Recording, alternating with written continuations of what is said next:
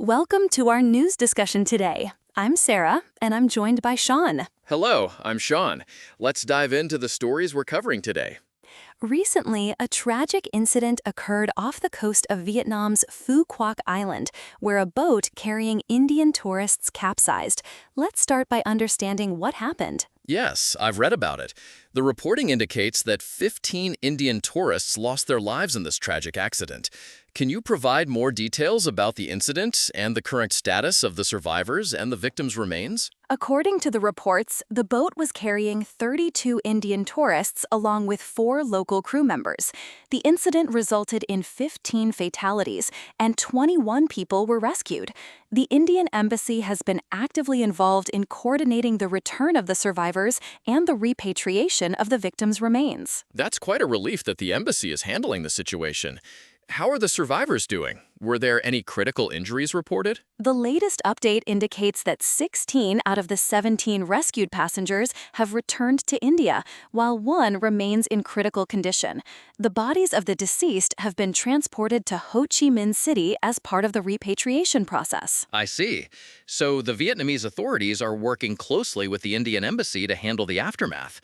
Have there been any indications of what might have caused the boat to capsize? The reports suggest that Vietnamese authorities have launched an investigation into the incident. However, the exact cause is still not clear from the information available so far. That makes sense.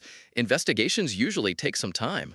Have there been any reactions from the Indian government or the local governments in India regarding this incident? The articles mention that the Indian Embassy is coordinating with the Vietnamese authorities and working to ensure the safe return of the survivors and the repatriation of the remains. While there isn't a detailed statement from the Indian government in the reports, it's clear that the embassy is actively involved. Okay, got it. So what's the latest on the repatriation of the victims' remains? Are they being brought back to India? Yes, that's correct. The bodies of the 15 Indian tourists who died have been moved to Ho Chi Minh City and are being repatriated. The Indian Embassy is facilitating this process. I understand that the incident has been quite tragic. Are there any details about the tourists who lost their lives, such as their places of origin in India? According to the reporting, the victims included tourists from Tamil Nadu, Andhra Pradesh, and Kerala.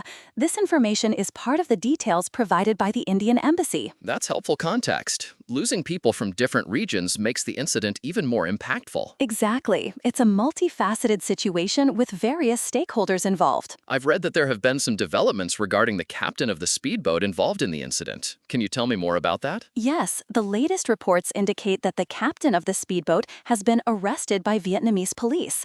The captain, who is 57 years old, is being held for violations of laws resulting in the capsize. So the Vietnamese authorities are taking action against the captain. Do we know what specific violations are being alleged? The reports don't go into the specific details of the violations just yet. It simply states that the arrest is related to the violations resulting in the capsize.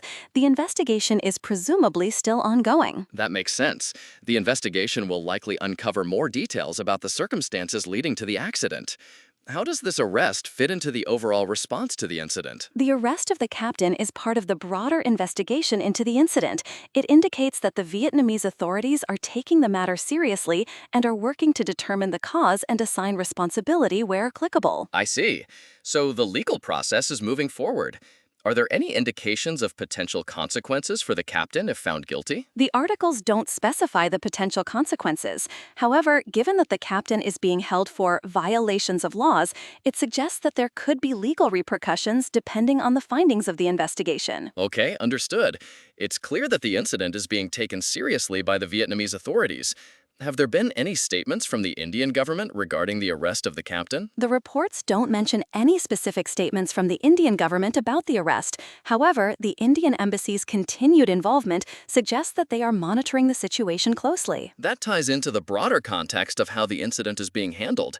It's a complex situation involving multiple parties and governments. Exactly. The combination of the repatriation efforts, the investigation, and the legal actions against the captain all contribute to the overall response to this tragic incident. As we wrap up today's discussion, it's clear that this incident has had a significant impact on all parties involved.